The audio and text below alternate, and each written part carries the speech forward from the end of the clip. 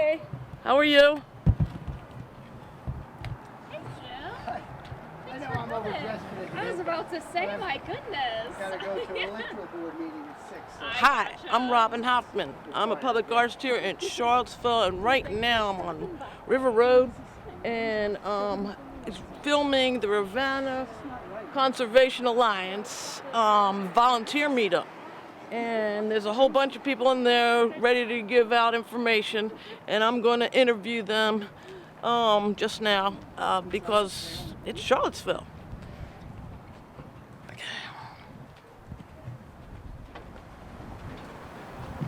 Hello.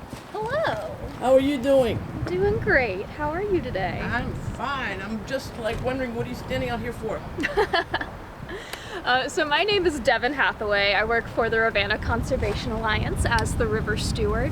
We're an environmental nonprofit that focuses on the health of the Rivanna River watershed. So that basically includes the Rivanna River, all of its tributaries, starting at the headwaters in Shenandoah National Park and all the way down to where the Rivanna River meets the James River in Columbia, Virginia. And so we are a group that has a lot of boots on the ground. We have a lot of volunteer opportunities for folks to get involved with, a lot of different ways to help preserve our beautiful watershed. And tonight we are hosting a volunteer open house so that we can meet some new people and get a lot of people excited about some of the work that we're doing. So I ride my bike here all the time, and it's just become like more present. Can you explain what those things are over there? Can we walk over there for a second? I'm sorry, are you talking about the planter boxes? No, the actual things that have signage. Oh, Signage. sure. So, like, if somebody were to walk up to the building, they already can understand how do stormwater planters work. And I know that conservation means to be able to capture rainwater and to not let it go, into the asphalt and all that. And planters purify, right? They do, and they also just are going to soak up water. We have a lot of plants in here. Of course, it's not the best time of year to be looking at this, but we've got a lot of plants in here that soak up a lot of water. They do really well in both dry and wet environments, and so they're going to prevent a lot of water from running off just in general, because there's going to be a lot of thirsty roots. Can you explain what you meant by this is not a great time? Because this is not cognizant of what you are appearing to look like right now. You look like you're in the summer. Yeah, I know. Yeah, we're having a very off-brand February day where it is very, very nice outside, but it is typically this time of year we're seeing much colder weather. And this is what our planter boxes look like in the winter time. So typically in the spring they start blooming. There's green, there's purple, there's all kinds of beautiful colors. But right now we haven't seen that new growth just yet. So what I'm also seeing is the project partners and contractors. And so here we have the Rivanna Conservation Alliance, which is you.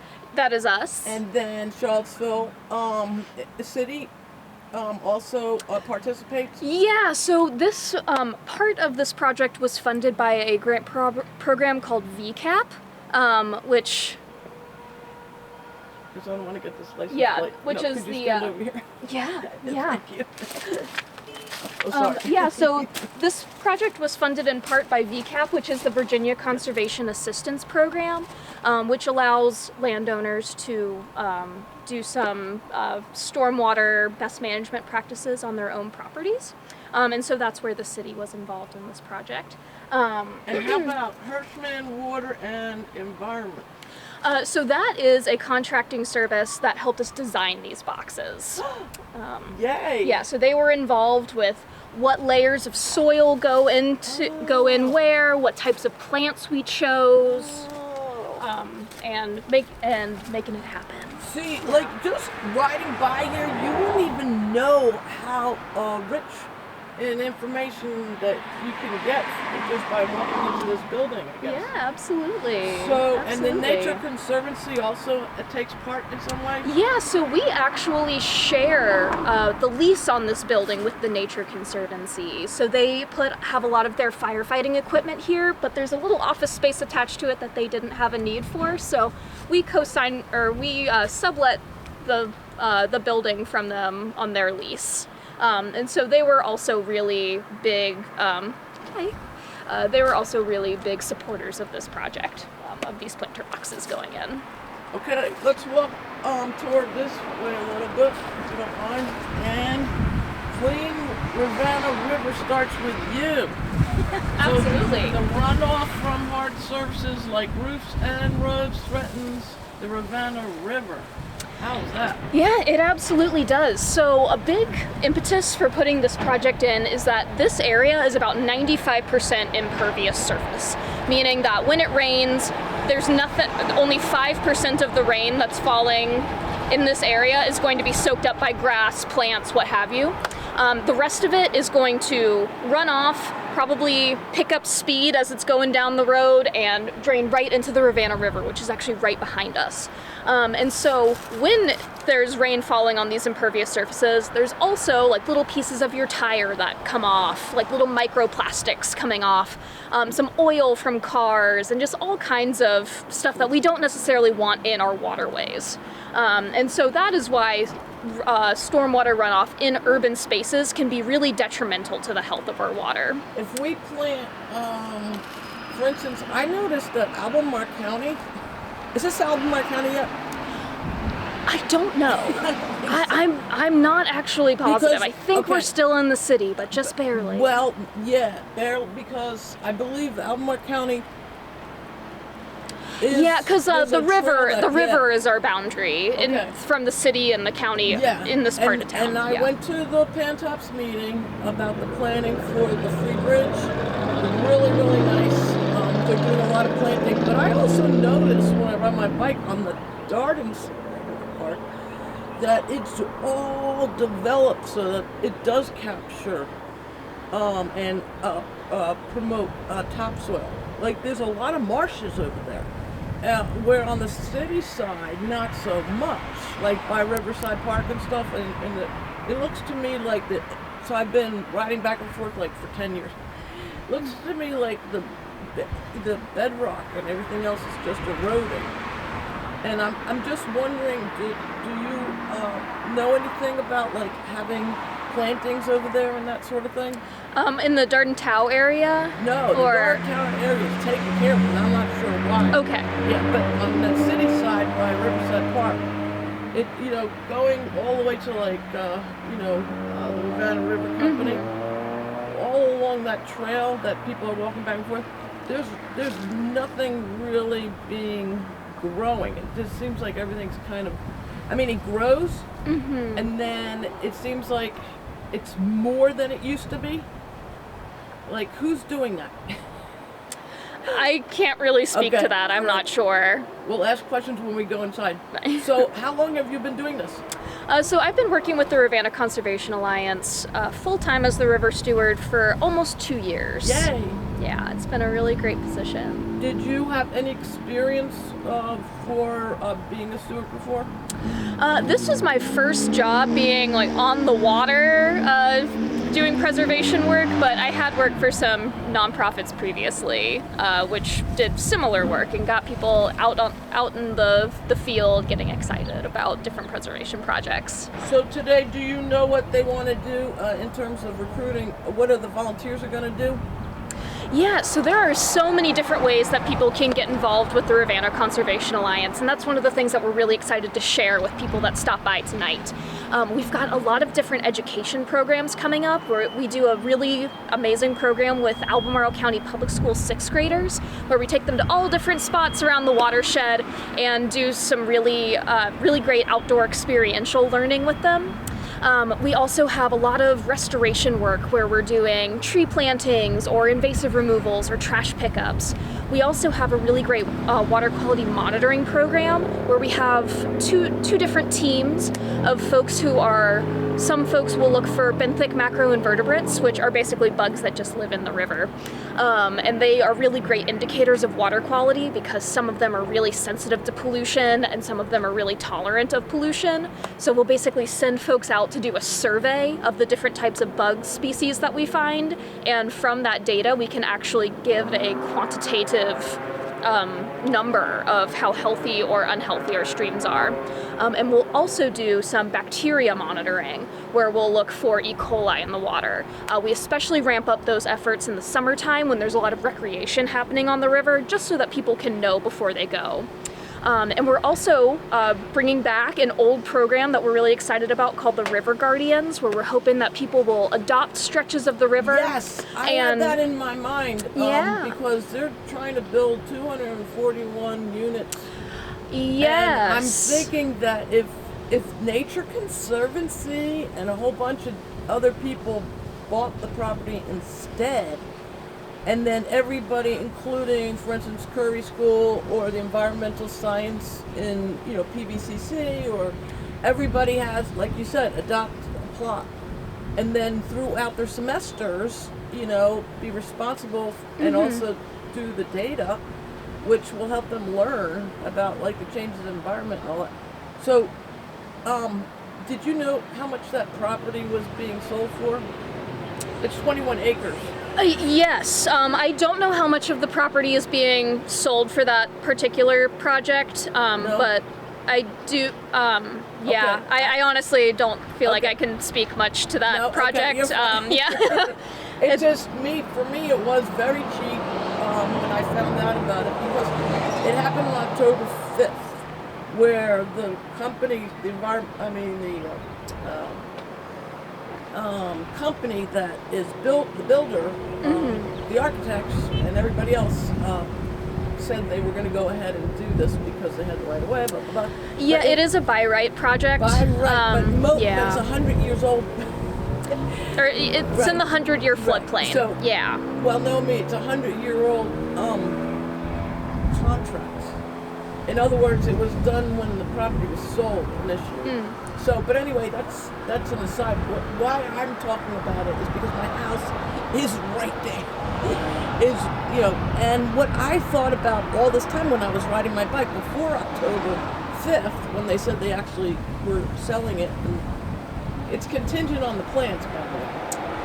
I thought, it's only $2 million for 21 acres. How much could we benefit from having, a property like that? All of us. And like you said, with the sites of having people adopt plots and stuff. And also I spoke to some of the people that own the property leading to the river. And they said that they were told by Rivanna Alliance that they need to, do plantings. Do you ever have that conversation with some of the homeowners that go along the river? Yeah, we do talk to some of the riverfront landowners, because one of the big projects that we like to take on are buffer plantings and beefing up the riparian buffer in different places along the river. And so that is basically, we have a grant that we work through with the James River Alliance. Oh, good. Or James River Association. Okay. And where we will come in and plant trees at little to no cost to the landowner. Yeah. Yeah. That's yeah. really exciting. Did you know also that I found this out? The Department of Agriculture gives out free trees. I didn't know that. I know. So how I knew this was because, pre-pandemic, Sierra Club annually did with everybody else an Echo Day or something, and they would give out free trees. And I said, how can you do this? Why can't I Hey, Vicky. why can't I get free trees or whatever? And they said, you just ask the Department of Agriculture. Interesting. So then I asked Governor Northam's, his secretary runs by my house every day. And I said, could you send everybody a free tree on Thanksgiving? And then everybody would plant them? But the thing is, it is contingent on your environment. Like, you can't just have a cookie-cutted tree planting. Everybody has to, either it's the deciduous, or it's fruit-bearing, or it's something else, right? It's not like you can just cookie-cut, send everybody a tree. I mean, like Alaska or, Arizona, they would have different types of trees that would work in that environment or whatever. So, but anyway, I'll let you go because you have to be inside. Yeah, that would be great. Thank you. It was so nice to meet you, and thank you for nice being on you. Charlottesville Public Access TV. Anytime.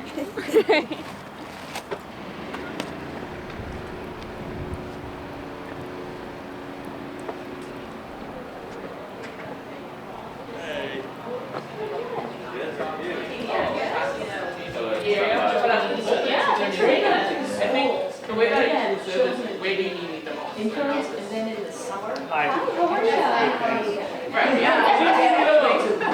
So you're both kind of like pretty. You found a spot. Like, well, last I think presentations, definitely stuff by the, yes, that first. Jobs and they learn, they would take it maybe to the next level, so they're learning about something. That's really great. This is our education I interest you in joining some conservation efforts.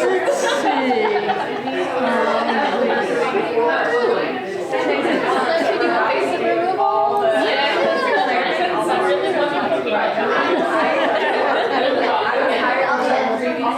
That's how the office what I did last week and like cut some English ivy and put it on the table. Can I get a tag so everybody knows? Oh yeah. Screen. This is what we did. He's a volunteer nature conservancy doing all that stuff. And the volunteer coordinator circulated this email with other opportunities. Aiming at somebody. Looking for somebody to do some work with interpret and grade photographs. It was the land use study. And they wanted to measure the amount of pasture and census the cows on the watershed. And each segment of the watershed to engage the impact of cattle downstream. Yeah, that was the. It was about. They found out it was impervious surface was the big thing, and not the cows are innocent. So they had to go to this photographer because the farmers said, tell you how many cows I had. Maybe they won't mind that.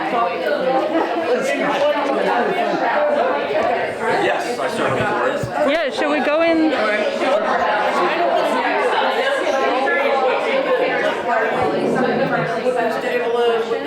Oh, so my table is kind of in here. So we go in and take samples, and it tells us basically what the health of the stream is. Yeah, so this is the RCA lab. So If you don't mind, you take your mask off. I am a registered nurse. I took all my vaccines, but if you don't mind, I don't. oh no. Okay. Yeah. Okay, so here at RCA we have two main water quality monitoring programs. What is your name, please? My name is Claire Sanderson, and I'm the monitoring program manager here at RCA. And so we have two main monitoring programs. We have a bacteria monitoring program where we sample water for E. coli, especially in recreational places like the Rivanna River. And then we also have a benthic monitoring program where we sample benthic macroinvertebrates and to look at the overall long-term stream health. So, what is benthic? Benthic macroinvertebrates are small bugs that live on the bottom of the rivers and streams. Those are the And bugs? so, yeah, we've Am got I some drinking bugs. them? You are not drinking them, no. But yeah, these are some that you can find in our streams. So we have 50 Oh my sites. goodness, look Yeah, at these them. are all of some different preserved samples that we have of the bugs. And our monitors will go out and sample these bugs in the spring and fall every year at 50 You sites. have to be science-based, like a science student, or you could be anybody? No, you could be anyone. We teach you everything you need to know, so you can go out and collect these bugs for us, and ID them, count them, and then we put them back in the river. Have you ever been to the Montreal insect museum? I have not. It's like this, but yeah. they actually have the real bugs on like a pin. And then you walk in and in each case, it's like this where it's, I guess this is it. Which way does it go? It goes this way? Like which way does this, is this a growing thing? Oh no, so these are all different. They're types different. Of, yeah. Okay. All different species of stoneflies, different true bugs and mayflies that we find. And is this something, what is this? So these are all the beetles, and so these are the larval stage of the beetle, Yeah, and this is that's the adult stage. So Here's in your- the insect museum, they actually, in the insect museum, they actually, you know, the beetles, they're gorgeous. I mean, the differences in nature to me, because I'm an artist as well, is amazing. I mean, who could think of these, you know, different combinations? And also that each one of these insects have a reason for being a certain color, right? Yes. You think? Yeah. Oh, you know? Yeah, So, I mean- wait, what did you say? Do you have a science background? I do have a science background. What Yeah. is it? Are you an engineer? What do you do? No, so I was originally studying wildlife infectious diseases at Virginia Tech. Okay. I went into water quality, specifically looking at antibiotic resistance in E. coli from water sources. And then I began my position here as a monitoring program manager in February last year. Whoa. All right. And have you seen anything alarming? Come on, this is a video for kids. Alarming. Yes, alarming. So like, since a year ago, now that it's February, it's 70 degrees. I mean, that is alarming. That's alarming. Yeah, that is definitely alarming. And then do the bugs come in or out all of a sudden? Something like that? Yeah, so they will like grow throughout the season, and then they will turn. A lot of them will turn into like their adult form. So like the stoneflies, when they're in the bottom of our rivers and streams, they are like the larval stage, the baby stage, and then they'll eventually grow up and become what we see flying around. So the stoneflies, we also get damselflies, dragonflies. But would All they of come these out guys. now because it's 70 degrees? Some would be coming out now, yeah. Then what do they do? Like all of a sudden I think tomorrow or the next day is going to be 26 degrees in the morning. Well, a lot of them they know will what to probably, a lot of them will probably get eaten. Yeah. Wow. Yeah. So there lies the imbalance too, right? Like every insect has predator or hopefully. Yeah, it has a role in our ecosystem for sure. Yes. Yeah. And that's why it's important not to just crush bugs, except for we have, what's that bug with colorful beetle? Spotted lanternfly. Yes, we If need to crush it. we can kill those ones for Yes. sure. Yes. You don't have a picture of that, do you? We may out there. Okay. But yeah. So do you want to say something to Charlottesville Public Access TV? So it is. Yeah, if you would like to, oh, Yes. sorry. If you would like to come and volunteer with RCA, we have a lot of positions where you can go out and monitor the quality of the rivers and streams within the Rivanna River watershed. We study benthic macroinvertebrates, which are the little bugs that live on the bottom of our rivers and streams, and we also do bacteria monitoring in our recreational waters as well. And why is that helpful anyway? Yeah, so studying the bacteria levels is really helpful for people who want to recreate in our streams because E. coli in particular can be harmful in large numbers to human health. We want to know when those levels are high so we refrain from going in the rivers or the streams. When it comes to benthic macroinvertebrates, because these bugs are living in these streams and rivers for 2 to 3 years of life, they give us a really good long-term view of the river quality or the stream quality. All right. Well, thank you so much for being on Charlottesville Public Access and giving everybody a heads up. Hopefully they'll go here.